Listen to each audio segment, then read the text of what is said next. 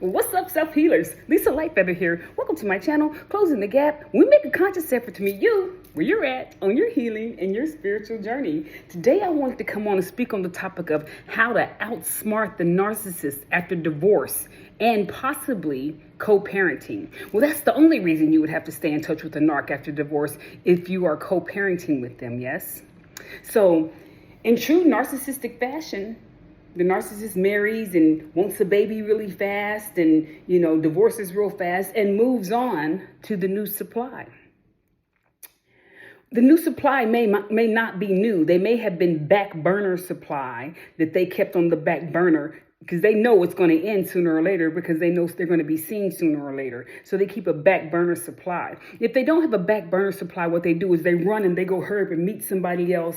And they always have somebody else in mind, right? They go run and meet that person and they start love bombing that person. And then they begin the future faking. The same thing they did with you when they first met you, right? And so the person may fall for that really quickly, yeah? And so they end up getting married really fast because the unhealed empath, we hear those stories about people who they met online or they knew each other 6 weeks and they've been married for 45 years. We all hear about those stories and stuff. And so the unhealed empath believes that they're lucky enough to have found that.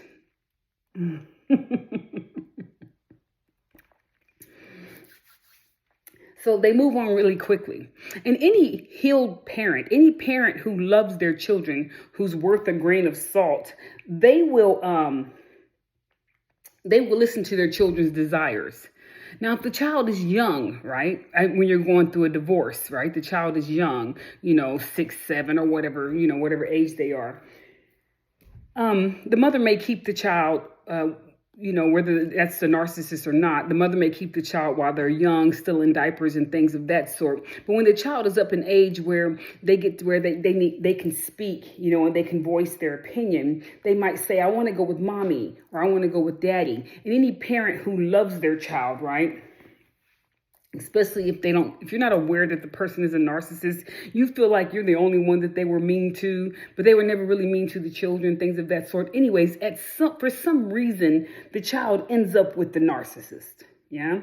And that happens for a number of reasons. There's no way I could mention why that would happen in this one video. But one of the reasons is that the empath is a lot of times alone. Yeah, they've been the black sheep. They've been outcast from their family. They've been treated badly. They don't want to be around their family. They were hoping they were going to find peace in the narc. Yeah, the person they married, the person they had a child with. That's what they were hoping for. And so the narcissist knows that, in the American court systems, not so much anymore, but, unless the mother has done something really, really bad, the mother is more likely to end up with the children. But the narcissist will hurry up and go get remarried, which gives them a little more oomph when it comes to the court systems, right? Because the court system will probably give the child to someone who is married and has that appears to have a stable home and things of that sort, rather than give it to a single parent. And the thing is that it's the victim, it's the empath, the unhealed empath that is the one that sees the ugly side of the narcissist. The narcissist doesn't show that to everybody, because in showing that to everybody, what happens is they expose themselves and they have to keep their mask on. So everybody else thinks the narcissist is a great guy or a great girl. They think, oh, she's so wonderful. How could you say those things about her? Or she's always so happy and bubbly. How could you say those things about her? He's always so charming. No one believes you. That's part of the narcissistic abuse, is that they don't show that in front of anybody else. They just show that to their victims. Yeah. And so they come across as the good guy because they don't abuse everyone else. So how do you outsmart the narcissist after you finally got tired of their abuse and you've divorced them, right? But you still have to co-parent with them. How do you outsmart them? So the way that you outsmart the narcissist is through something that is called gray rocking. Yeah. So you cannot co-parent with the narcissist. Co-parenting is when the parents get along and they communicate with one another. They keep each other informed. You know what's going on with the children at all times. You know, hey, such and such has a game. Little Johnny is getting ready to graduate. Little Johnny just got his first car. Would you like to go with us for him to take his driver's test? Would you like to come to his graduation? Things like that, right? So there's a continuous conversation going on between the two people that are co-parenting, right? They didn't make it through the marriage. They divorced, but both of them are good people, and so they communicate with one another, and so both parents are a part of the child's life from beginning to end. But with the narcissist, the other person has to seek it, like, what's going on with my son? What's going on with my daughter? You know, and that's how they find out what's going on. They might find out about the highlights, like they're graduating or something like that. But the everyday occurrences, like they just won a game, or they got cheerleading practice, or they won an award at school. The ousted parent, when dealing with the narc, will never know about those highlights of the child's life. All the small rocks that are the highlights of the child's life, yeah. The child just won the the final game of the school and they got awarded, or the child is making good grades, or the child is not doing so well in school. The ousted parent, the alienated parent, never gets to know those small details. The child has a boyfriend or a girlfriend, or they just got their heart broke. The ousted parent does not get to be a part of those intimate details. But when you're co-parenting with someone who is healthy, right? The person, the other parent who the divorcee gets that information, even if it's through a text. Hey, Bobby broke up with his girlfriend today. He's feeling kind of down. You might want to give him a call. Something like that. You know, with a narcissist, you'll never know anything about that stuff. You only know the huge rocks, like they're graduating, or, you know, they got something happened to them that was, you know, you just get just enough information. Yeah. So when you're with a real toxic narc and they're trying to hurt you, you may get that information late, like, little Johnny has a football game tonight at 7. They might call you at like 6:20, 6:30. Hey, you know he has a game tonight. And then you have to rush and get there, and then you're late getting there. And then little Johnny's like, why is mommy always late to my games? Why is mommy never here? Things of that sort. So the narcissist makes you look bad, right? So the narcissist goes on with their new supply and everything. And the reason that they do this is because they're in a hurry. First of all, they need constant supply.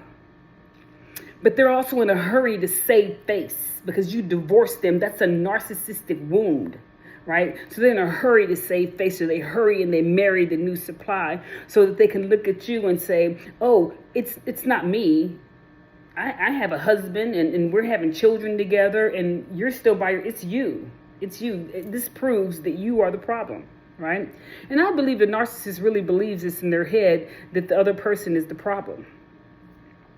And so how do you outsmart the narcissist when going through this? Yeah, when you have to be around them because they have your children or you have their child, right? The reason they get you pregnant real fast is because you are a lifetime supply after that, in one way or another. And your job is to outsmart them through strategy, not emotion. See, the problem with the empath is that they have emotions. And the narcissist knows that. The narcissist will use your emotion, your emotional reactions. They'll use that against you. So as an empath, you have to gray rock them. You have to outsmart them through strategy. Has nothing to do with your feelings. Take your feelings and remove it out of the equation. Remove it out of the equation, because that's how they get you when you react instead of respond. You got to switch that thing around. You got to learn to respond instead of react. Yeah. and anticipate their games throughout the entire time. Always be one step ahead of them with their games, with the games they play. How do you do that? When you're with your child, right? If your child is a teenager, older child, and they have a cell phone or whatever, you can just communicate. Not that you're putting the child in the middle, but you can just tell the baby, hey, call me whenever you need something. You want something, call me. Give me a call. You can start a communication with your child through the phone. Never badmouth the narcissist. Never badmouth them or talk bad about them, because now your emotions get involved. Remember, it's strategy. You're reacting, you're not responding. And you also have to do this with your children. And so you got to play the strategy with your children too. You're spending time with your children, you love your children, but you're keeping that narcissistic mess out of you guys' relationship. So you don't badmouth the narcissist. You don't badmouth the new supply. You don't even mention the new supply. And if the children mention the new supply, or they mention their daddy or their mother, you just say, oh, that's nice. You be cordial like you would with any other person. And so you anticipate their games. One way of doing that, with the example of being late to all the children's events and stuff because you get the information at the last minute, you can contact the school. They have apps and they have the school websites where the school, you get on the school list, they send you links every time the child is doing something. Hey, they have a game going on at the high school. The high school game is going on or whatever it is. They will send you links, or you can get on the website and get the yearly calendar, and you can call the school to verify. Hey, is that football game still going on? Are the cheerleaders still doing their practice? Are they still having their competition? Whatever it is. And that's how you stay in contact with the children's events and stuff like that as far as school is concerned. So that gives you a leg up on the school events. Something's going on personal with the child at home that's not going on with the school. The narcissist will probably keep that from you. Yeah. And this is something huge. Like I said, they'll share the big rocks, but they won't share the everyday occurrences that go on with the child, which is just as simple as a text, But they won't do that, They'll keep you kind of on the outs. But remember, you're there we're talking about the way to outsmart them, yeah? So you shift your mindset. You hold back the energy, yeah? And you're not. You got to get out of the mindset of beating the narcissist, of winning. You got to get out of that mindset. Just leave that behind. There's no winning or losing. There's no winning with the narcissist. And so you get more in the mindset of protecting yourself, protecting your children, protecting your energy. Because if you're in the mindset of winning, of beating the narcissist, then they get all of your energy. Because remember, they don't care what kind of energy it is. You're competing with them, they feed on that. You're sad, you're mad, you're angry, you're yelling and screaming, you're walking around with the attitude, they feed on that. They have an eye for that energy shifting. And so you have to be consistent. If you have to, before you go into contact with the narcissist, go into meditation. Listen to a 3D meditation that calms your energy. Yeah? Go into meditation before you have to interact with the narc, and you stay consistent. Don't go taking antidepressants and all this stuff so that your energy can stay calm. No, go into meditation. Learn to master your own energy. And then this way, the narcissist has nothing to feed on because you're not pushing any energy out in any way, that you're sad or that you're jealous and stuff like that. And so no winning, no competition, no beating. Go into protective mode. I am protecting myself. I'm worthy. I'm protecting myself and I'm protecting my children. Because if you act out, your children also pick up on your emotions. Yeah, they also pick up on your emotions. So there's no co-parenting. So it's parallel parenting with the narcissist. When you're communicating with the narcissist, it's direct. It's short. It's factual. No emotions in there. It's factual. No little sly remarks in the text, They reach out to you about something and you just say yes, no. One word replies, acronym replies, no emojis, but, just IDK, I don't know,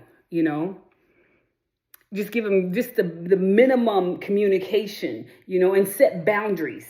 Set boundaries. If you're going to meet somewhere, that's where you meet every time. That's the boundary. Don't let them shift it up and change it. Hey, I'm going to be over here today, so I can't be at that place, Now, I get it. Sometimes things happen, but keep boundaries in order as much as possible. Keep the rules in order as much as possible. Be real dry.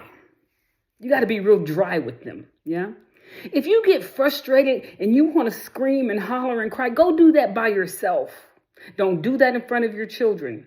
Don't talk bad about the narcissist in front of your children. Don't talk bad about the new supply in front of your children. Let all of your communication be through, they have these parenting apps now where you communicate where it's strictly just about the children. Keep everything documented. Email, text, parenting apps. Yeah. Keep all that stuff documented and keep everything direct and factual. Don't go off into your emotions, elaborating. And I can't believe you're telling me that something happened to him today. I'm having a bad. Don't do all that. Don't give the narcissist any extra. Zero. Yeah. This is how you outsmart the narcissist. You outsmart the narcissist through strategy, not emotion. Empaths, we live on emotion. We feel everything. We want to be there for everybody. So that's the good side of the empath. Well, the bad side of the empath is the empath can show their emotions when they're angry and upset and crying and all this other stuff too. Nah, you got to leave all that stuff behind. Yeah. You want to react. You want to respond and not react. Yeah. Yeah, and you're this way when it comes to the narcissist. You're this way with the children as well. Of course, you're gonna give children love and all that stuff. But when the daddy's name comes up, you're short, you're dry. You don't have a whole bunch of that stuff to say. Or when the mother's name come up, you're very short and dry. You don't give a whole bunch of emotion. Yeah. Okay, so you keep emotions out of it, right? And you always keep emotion out of any conversation that you have with them, yeah, because you're protecting yourself and your children. It's called emotional intelligence. Emotional intelligence. You practice that. There's a book on emotional intelligence. Yeah, it teaches you how to be emotionally intelligent at your job, in any atmosphere. Yeah. So don't talk bad about the narcissist. Detach from the new supply. Like the new supply has nothing, just detach from them. I know he or she may be around your children and things like that because they have the children, or if you have the children, just detach from the new supply. New supply that has nothing to do with you. And just know that the narcissist doesn't change. So although the new supply may come around skinning and grinning like they are so happy and their relationship is so balanced, the new supply is hiding behind a mask now because the narcissist needs the new supply just like they needed you to be a part of their fantasy. Because that's all it is. It's a future faking fantasy that the narcissist lives. Everything's a lie. Everything's fake. Everything's a mask. And so the new supply quickly learns how to do that. Now, you're the smart one. You may feel like you have lost because you got the divorce and all that, but you're the smart one. This new supply is performing because the narc doesn't change. He or she may be better looking than you. He or she make more money than you or whatever. But that does not change who the narc is. And he or she is suffering behind closed doors just as you were suffering behind closed doors. Yeah. He or she is suffering behind closed doors just as you are suffering behind closed doors. So the new supply has nothing to do with you. So detach from them because the narcissist will use them to make you jealous or make you feel some type of way. And then what are you doing? You're showing emotion and the narcissist is feeding. So you got to gray rock them. You got to use strategy and not emotion. You have to respond and not react. And that's how you outsmart the narcissist. Yeah? So start practicing today. Don't give them one more ounce, one more smidget of your energy. Don't give them anything. Yeah. And that's how you do it. Eventually, your children will be 18 years old and they are or younger than that. They'll be able to make their own decisions and they can come and go when they want to. And, by that time, they've love bombed and probably triangulated you and probably smear campaigned your name and things like that. But hopefully you can start reaching out to your older children and start building a relationship with them. Yeah. I document everything. This is one of my ways of documenting everything because I have children that are recently grown as well. Yeah, that I love very much. And yeah, one day they'll be able to look back on this. They don't follow me on my YouTube or anything, but I have it here. Yeah.